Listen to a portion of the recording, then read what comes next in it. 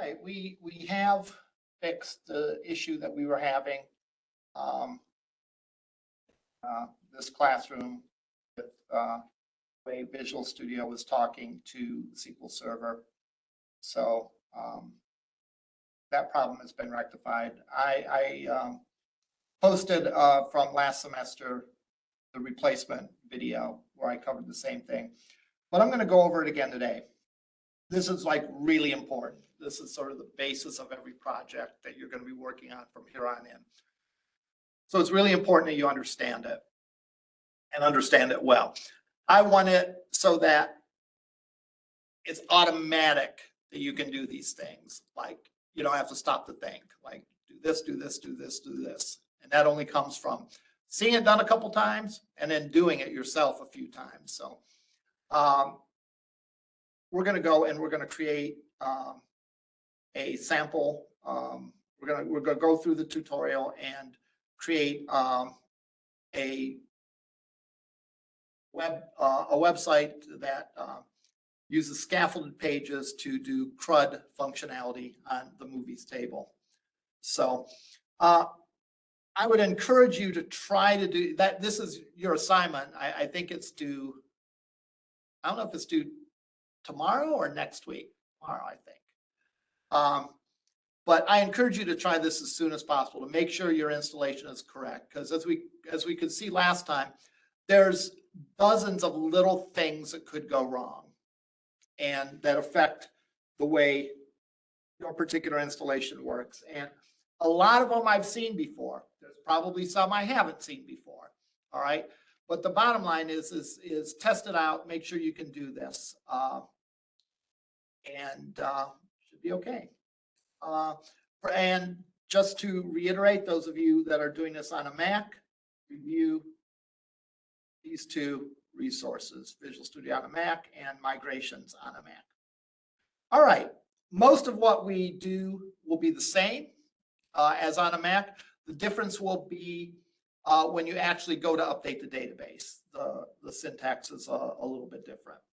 So I'm going to go into Visual Studio and I'm going to create a project. So Visual Studio 2022.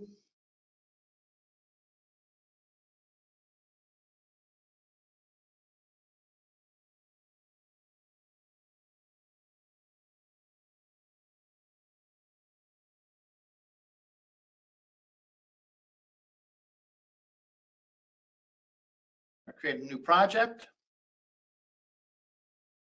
And this project will be, you can filter by type, pick web.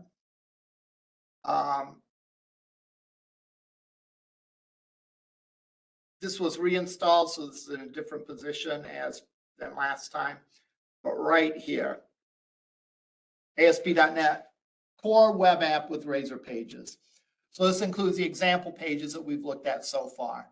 And those include, the home page, an error page, and one more, privacy policy page. So I'm going to select that. Give it a name, give it a descriptive name. So this is going to be Razor Page Movies, which is what they suggest. You can put it wherever you like. I'm going to put it for ease of location. I'm going to put it on the desktop. Place solution and project in the same folder. Yeah, why not? For framework, either pick 6.0 or 8.0. By the way, you should be using newer versions of ASP.NET so that your choices are 6.0 and 8.0. Yes? Mac, I have 6 and 7. That's fine. Yeah, me too.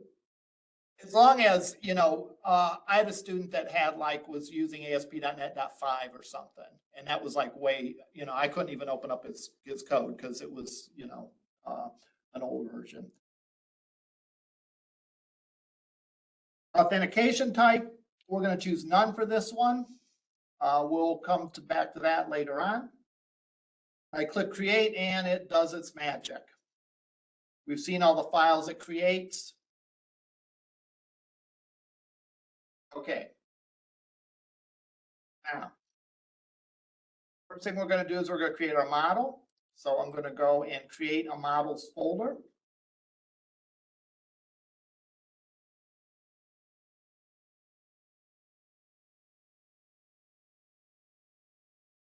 And then I'm going to create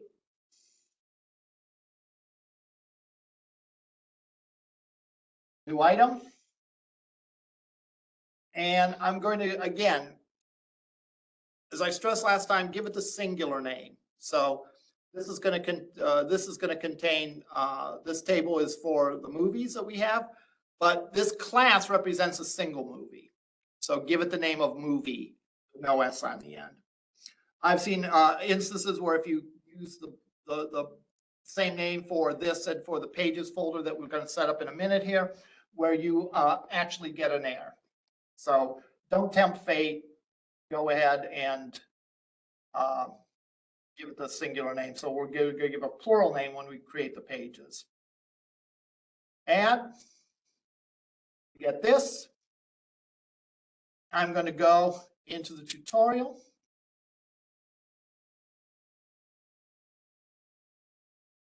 And copy this code.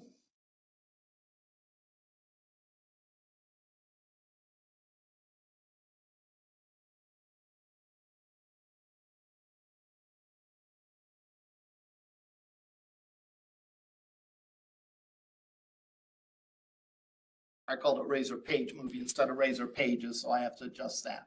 And this is a model. This represents one movie. And we'll see, we'll compare after we generate this, we'll compare it with the SQL Server database that gets generated.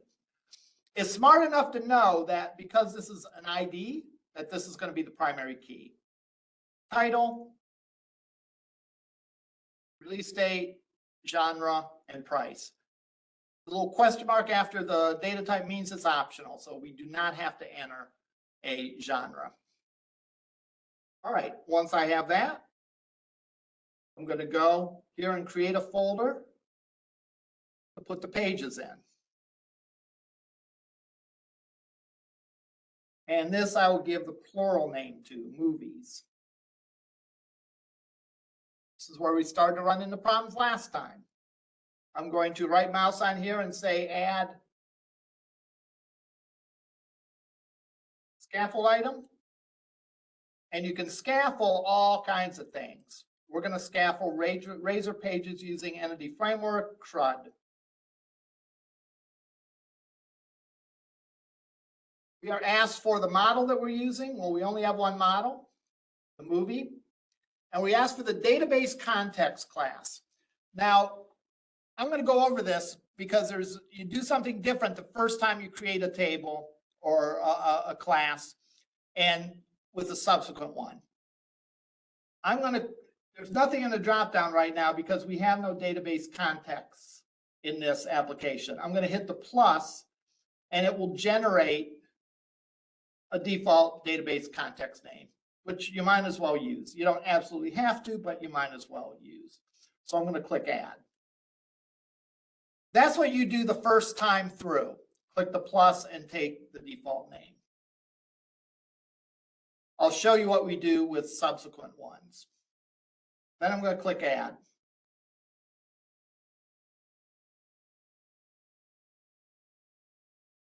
It will go and do its thing. Takes a few minutes here.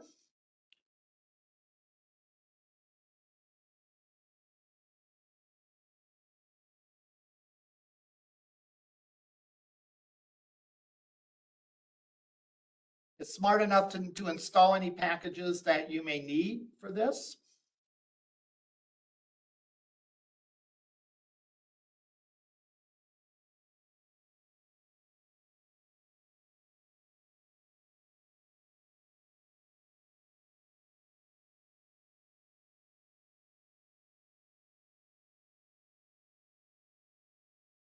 Sure. Yes. Click it on the scaffolder. What did you do when you write the model class? Was it just movie or what was it? I picked for the class, for the model classes movie. Yeah, you click on that drop down, you should have, it'll show program.cs and should show movie. So you take the movie one.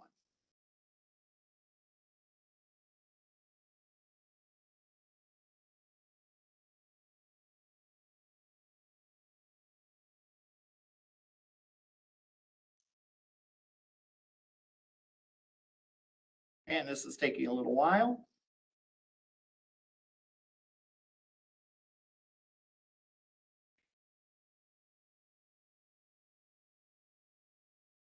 But it's still going to produce those pages quicker than you could write them on your own. So be happy.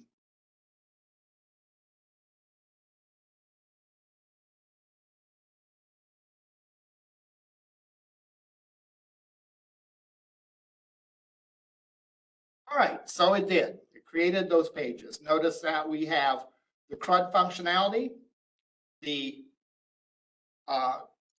index and details are sort of the retrieve functionality. To retrieve a list of is index. To retrieve a single one is details. We have create to create members of this entity, edit to update, and delete to delete.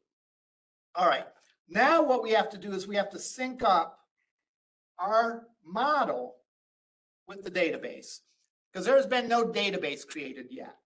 All we've done is we've used the model first approach and we've defined our model here. That's what's in our movie entity.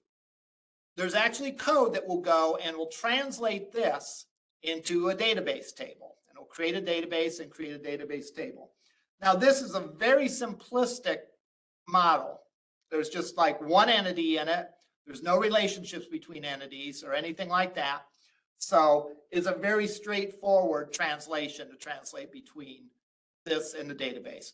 When we get into more involved models, like when there's relationships between the entities, then there is more involved, the model that it will create. But it will create a model, create the database that it will create. It will create a database that corresponds to this model. So we do that by going to Tools, get Package Manager, Package Manager Console. This is what you do not have in the Mac. And we're going to first create a migration, or add migration, rather. And every update to the database, every time we're syncing up, taking a model and syncing up to the database is a migration. So we're like migrating from, here we're migrating from nothing to the first version of our database. If I go and make some changes to the model, then we'll have a second migration to maybe add a new table or to change columns or whatever. But we're going to give the name of the migration, and I'll just say initial migration. Again, nothing magical about that name. It's just the name that I picked. Pick something meaningful.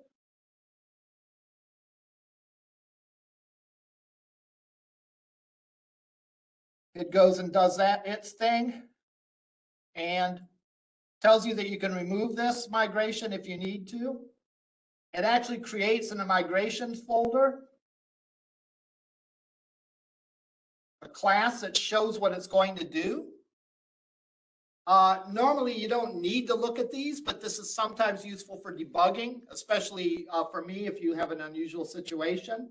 We can look at this and what are we going to do? We're going to create a new table called movie that have these columns.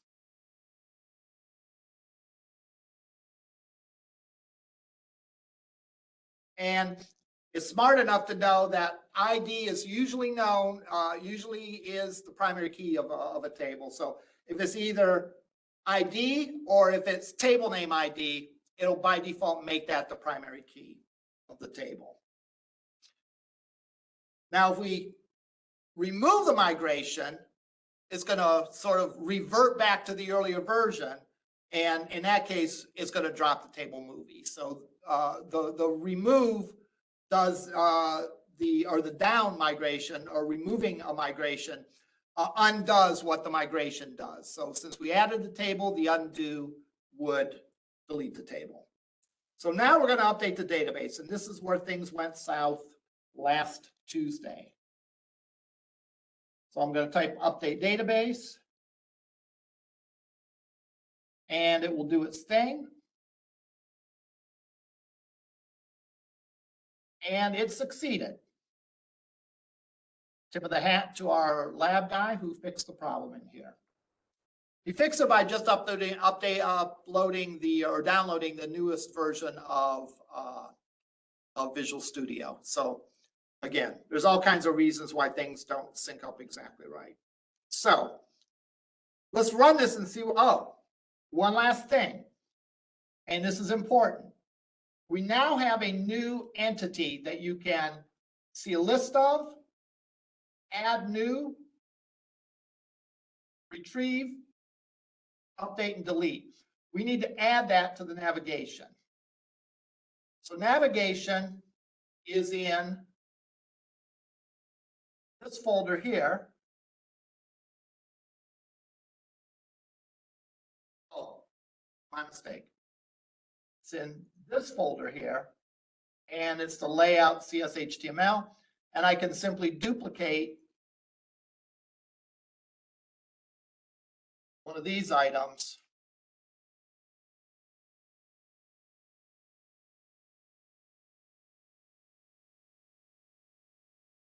We're going to the movies.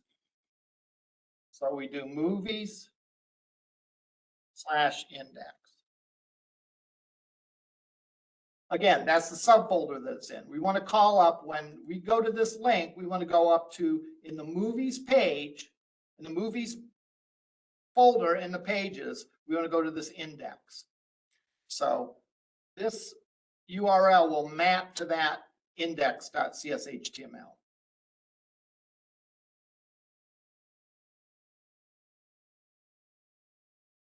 Okay, so now I can run it.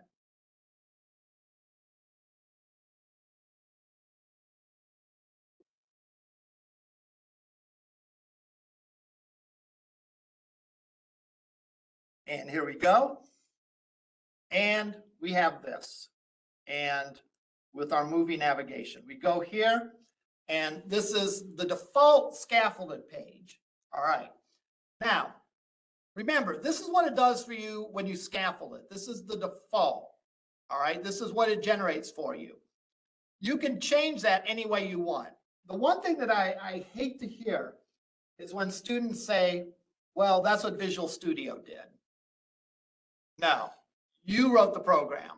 Visual Studio may have helped you along by creating some default files for you and all that, but you're responsible for the code it creates. So if you want it to look different, it's your job to make it look different, and your job to make it look in a way that fits the problem that you're trying to solve. So I'll click on movies. We do not have anything currently in our movies entity. So I'm going to click create new. I go to the add page or the create page. I can enter in name of a movie, date,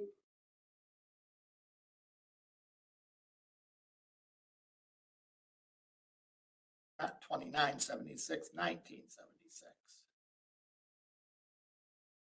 Genre and price, pay $15.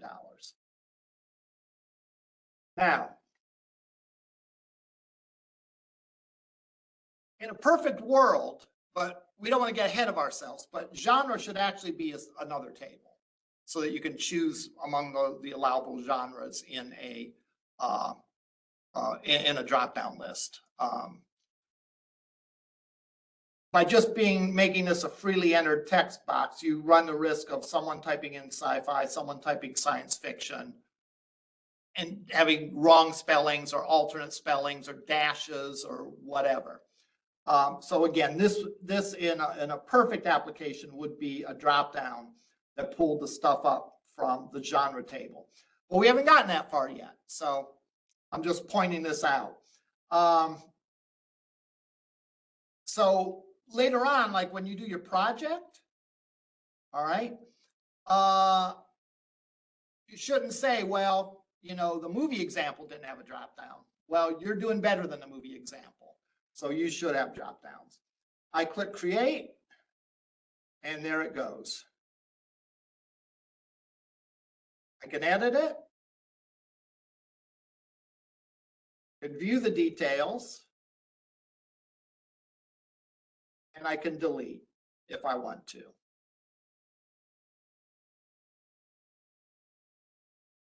Great. Pretty good stuff. Now, for your assignment, you have to do a little bit more than this. And I won't go over that. You should go over that on your own. We have to add a search capability to it. All right. So read through that and review it and go through that. It walks you through the steps. What I want to talk about, though, is the one other thing that you need to do, and that is you need to create another table or another entity. Oh, that's right. I want to show the database before we do that. But yeah, what I'm going to do in a minute here is create another entity and show you how that works for the second entity and so on. Now, this is our model. If I go up to View, SQL Server Object Explorer,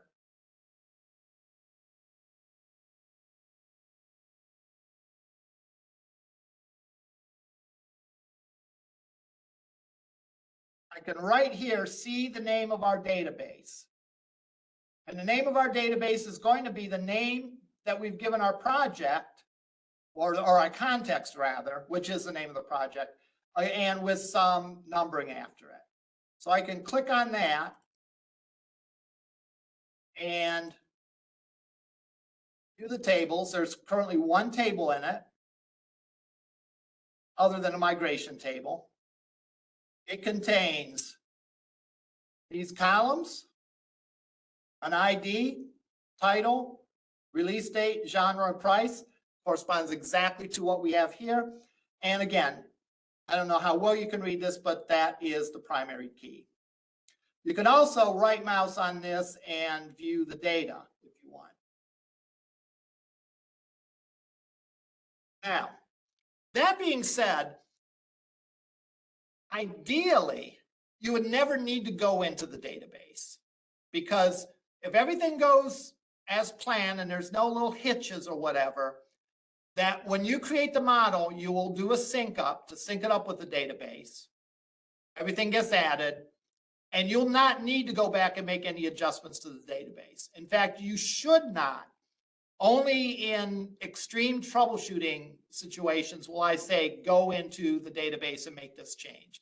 That has been known to happen, but that's not a matter of course, right? You will use the model and update, create a new migration, update the database, and keep the database in sync with the model that way through making your edits to the model and then migrating those over to the database. All right, so let's go and let's add another entity here. Now, in your case, you have to add actors, and I'm going to do this real quick and dirty. So I'm going to click on models, right mouse, I'm going to add new item. I'm going to call it singular, actor. I'm going to click add. Now in a real database, there'd be a relationship between actor and movies. We're not going to implement that relationship. That's an issue for a couple weeks from now, is creating a relationship between these things. And I'm going to go just for the fun of it and just copy this stuff over, tweak it a little bit.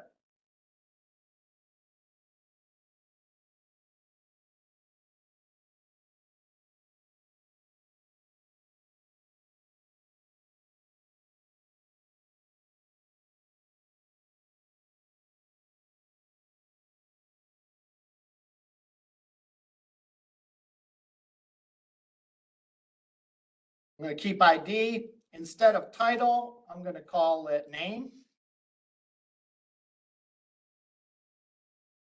Instead of release date, I'm going to say birth date.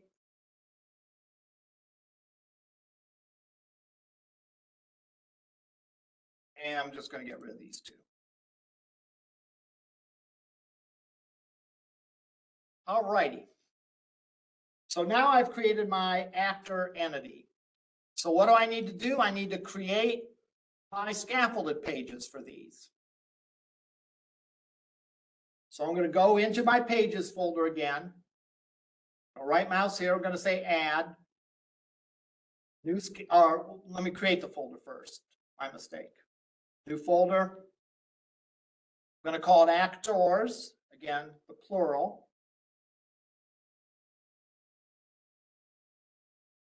Add scaffolded item. Razor page using entity framework. Now, this is where it's a little bit different.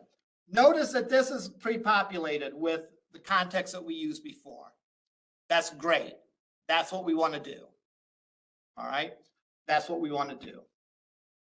We want it to be there. We don't want to create a new context by clicking new and creating a new one. You create the new one the very first time you're doing this. And each subsequent time, you're just going to add to the same context. So the model I want in this time is actor. And yeah, click add. It should go a lot quicker because it doesn't need to download any packages.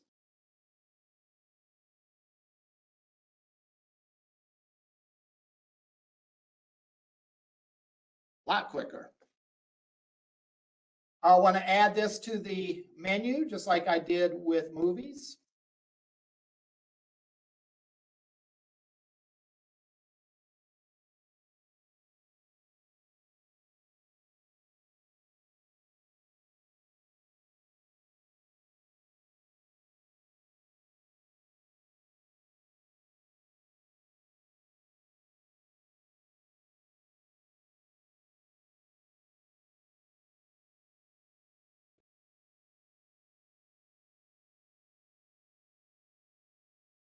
All right, added it to the movie. Am I ready to run this? No. We made a change to the model. We have to sync up the database to it again. So I'm going to go up to here to NuGet Package Manager, Package Management Manager Control. I'm going to add a new migration. Think of a migration as being an update to the database. And I'm going to give it a descriptive name, add actor table. Because that's what I'm doing.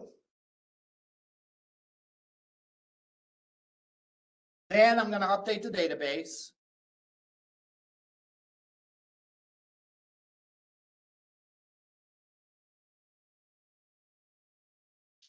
And it will do its thing and it will synchronize and add the actor database. Notice this migration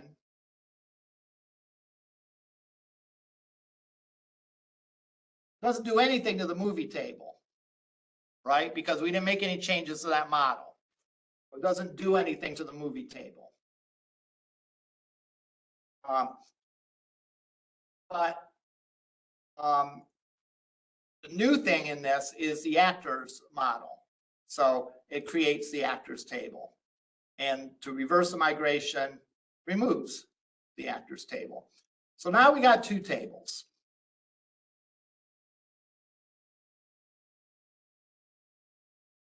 Tables and entities roughly mean the same thing. I should be more precise about my language.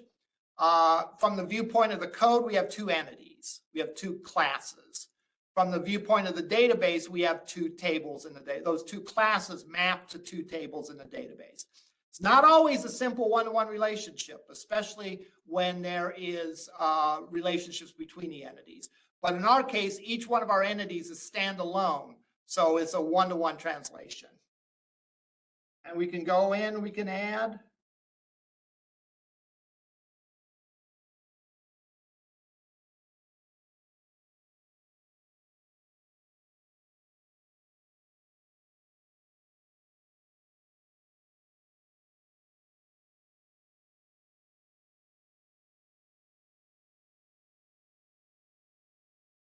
I'm proud of you. Either you're not paying attention or you didn't notice the birth date I put in for myself, 1992.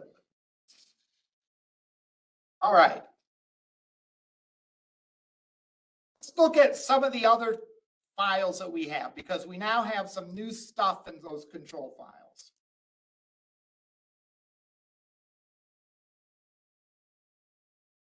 We have anything new in this one? Not really. Oh, we do. We're building a context, we're building a connection to SQL Server database.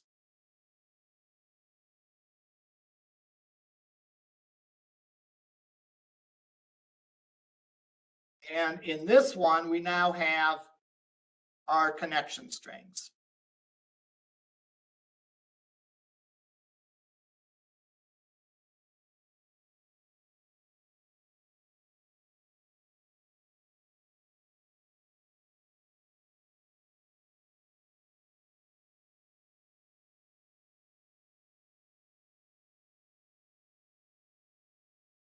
Now, this is something, just as an aside, this is something I have to tweak when I run it on my Mac using Parallels, because I don't have the current version of local database MySQL. I am running like a 2014 version, so I have to change this a little bit, the server name a little bit, so that it will run on my machine.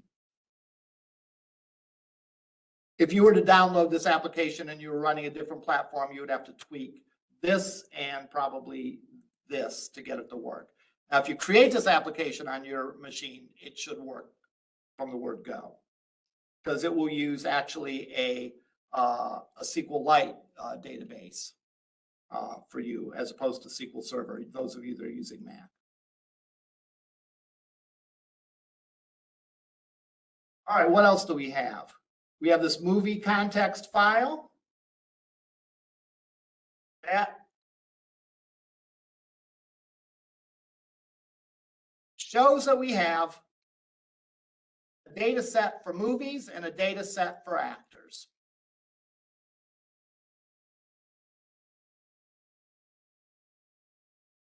We have our migrations. We looked at those before. And we have our context, which shows sort of the current state of the database. And this should always be in sync with your database. If it somehow gets out of sync, and I've seen it happen, like due to bugs or people doing something they shouldn't or whatever reason, if it gets out of sync, then you have problems. Those kinds of questions are usually best asked to me, because I've seen a lot of these problems and I can help you work through them. All right. Let's look at some validation here. Let's go in and add a movie. And I add a movie without any data. All right. At least two things are required. Kind of interesting that the title's not required, but the release date is required and the price field is required. I actually physically can't type some invalid data in here. Why is that? If you look at our model,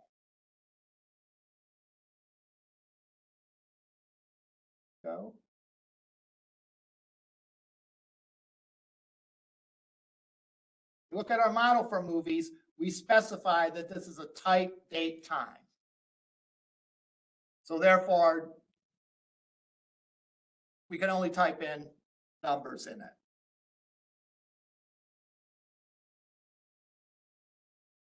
Likewise for this. Oh, I can type in invalid data, but it tells me immediately the field price must be a number. Why is that? Because it knows from the data type that it's a decimal, has to be numeric.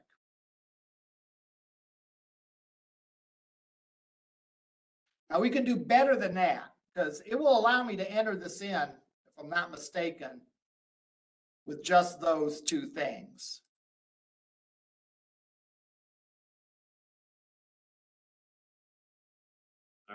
Yes.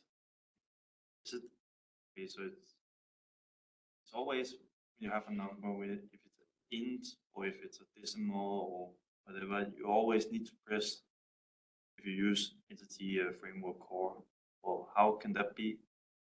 Can you repeat the question? Okay, I don't understand why you have to type the numbers, but you don't have to type the characters for genre and title. Oh, well, let's look at this. This is an optional string. This is an optional string. Okay, is that because of the question? That's because of the question mark, yeah. Okay. And we'll see in a minute how we can make that be required. We take a look at validation.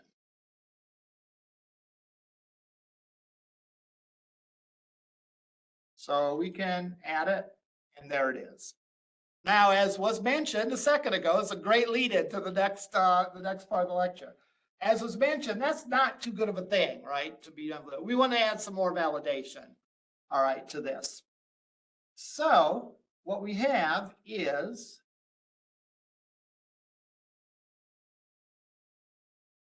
adding validation to the model. So I'm going to go and I'm going to copy this code, put it in the model.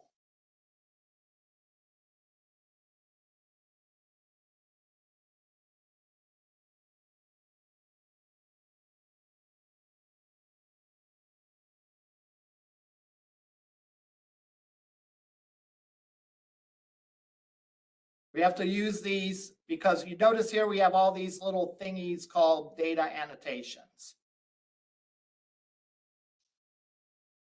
We don't have any annotations for the ID because that is an identity column in the SQL Server database, which means it's going to automatically be generated.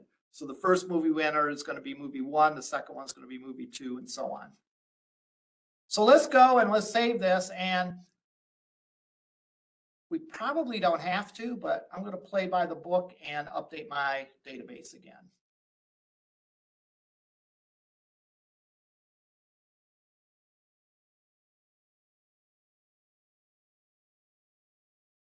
Out of this.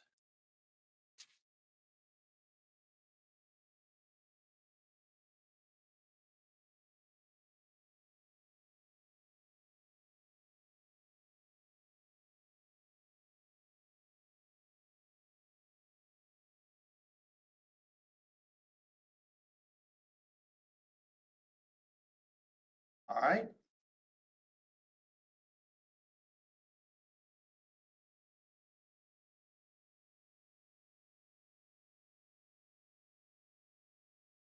Changes to make some more different fields required and so on. Now let's go on and try to enter into a movie.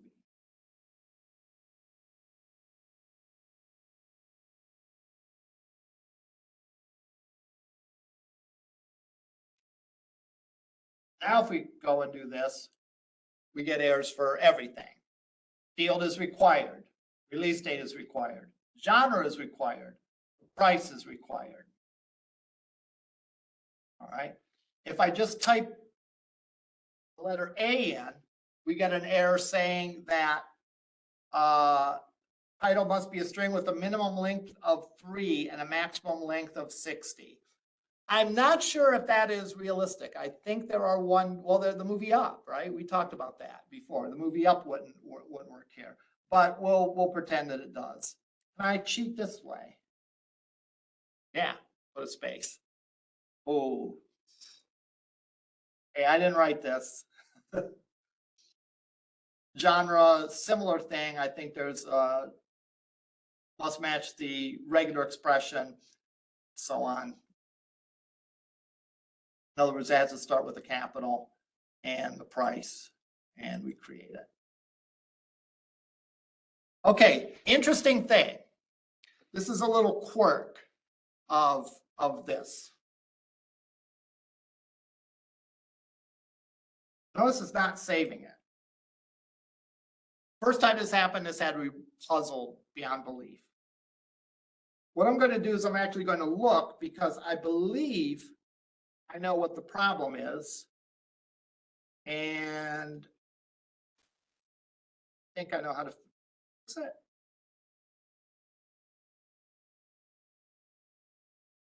Is this the problem?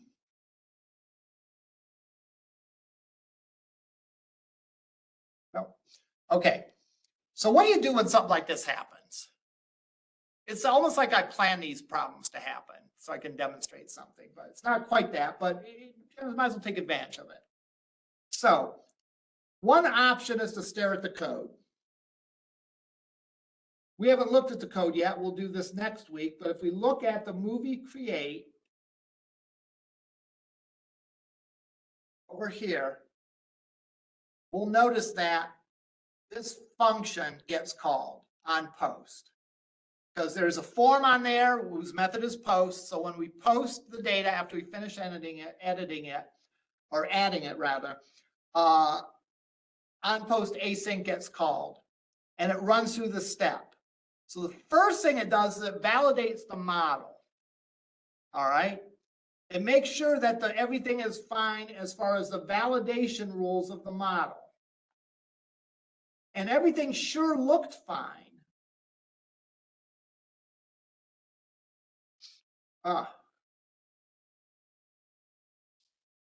Sorry, I have a nosebleed. Everything looked fine from that perspective, but there actually is a problem.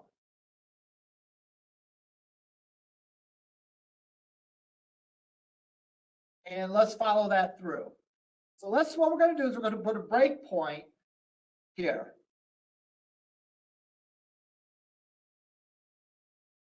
And we're actually going to run this. And when we hit this line of code, we'll sort of X-ray in to see the values and we can get a sense of what's going on. So I'm going to run this, debug it with a breakpoint there. A breakpoint again means that when it hits this line of code, it is going to stop executing and it's going to show me a view where I can keep track of the variables. So I click run.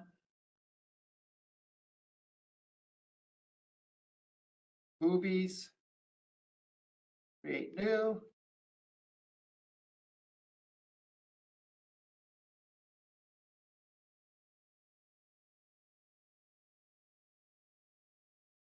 All right, bang, there we are.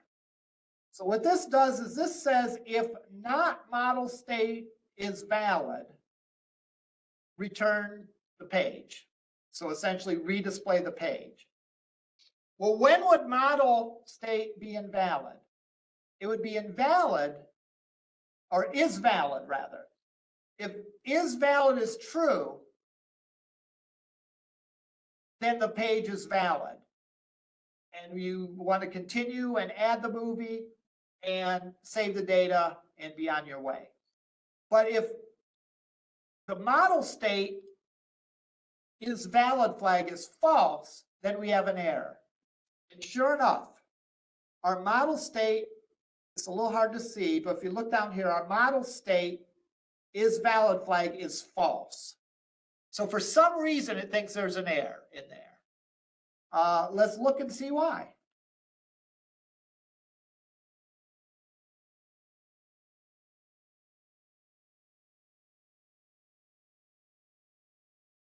Dot rating. Oh, yeah. You're absolutely right. Where did you see that? I think it's 3. Yeah. A good eye. I want to show you though how if you don't have as sharp as eye as you do, which apparently I do not, how you would fix that problem. Well, it says that there is one error. We can go look at the values in here.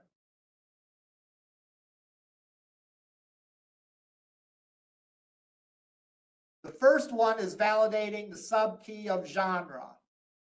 It is valid. So nothing's wrong with the genre. Nothing's wrong with the movie price. It's valid. Nothing's wrong with the movie title. Movie rating, the state is invalid. Why is that invalid? Well, guess what? I didn't realize that when I added the validation, I added a new field to it. I added a new field for rating. And it's probably listed as a required field. So sure enough, if we look at the model,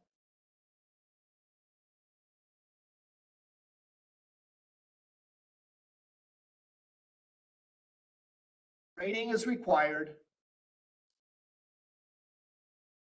And of course it's empty because I didn't put it on the input screen. So we would have to add that to the input screen to be able to enter the rating so that it wouldn't always be blank. So I'm kind of glad it happened because that shows us the debug screen at this point. All right. That's all I had today. Next week, well, no, let's do this real quick. If I can stop the bleeding here.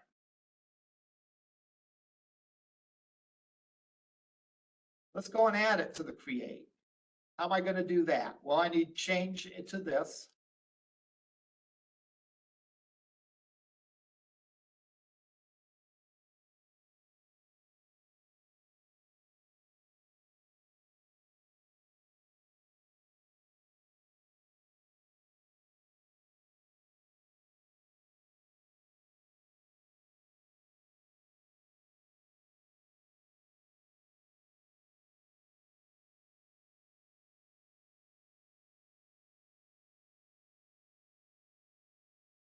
The nice thing about this is this is an example of do not repeat yourself.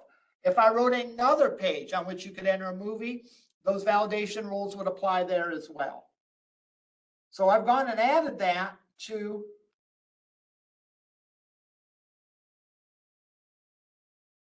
the CSS_HTML. If I'm not mistaken, there's nothing I need to do to the CS file to create it. I'll look at it and double check. No. And now I should be squared away again.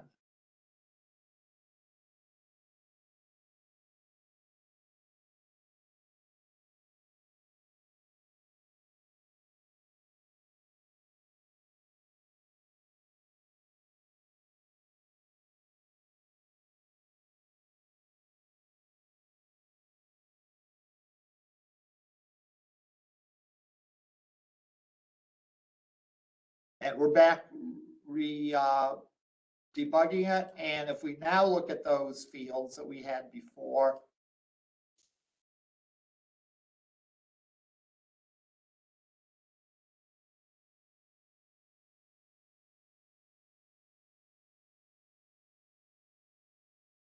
rating ends up getting a valid. So we can just go up to debug and say continue. So you step out and it goes and adds it. So actually adding a new field is pretty easy. I didn't notice that we added a new field when we did that. All right, that's all I had for today. We'll either see you in lab or we will see you next week.